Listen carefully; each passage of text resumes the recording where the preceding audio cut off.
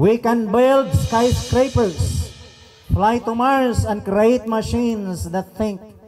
But without God, we build monuments to pride that will crumble. Because God in His Word, Obadiah chapter 1 verse 4, nagingon, bisag imo pang ibutang ang imong salag sa kapunaw-punawan. Nag-ingon ang Dios, sa ingon anak kataas iya kang igahagsak.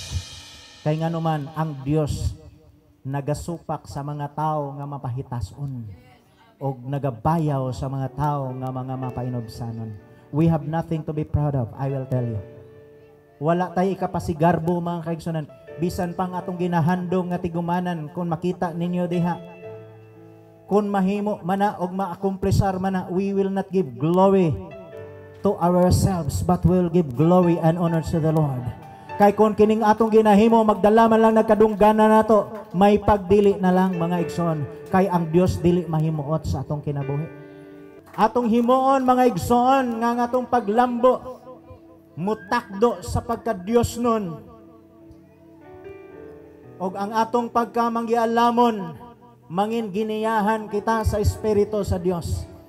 Kay kung tawhanon rana nga giya mga kigsunan, it will fail.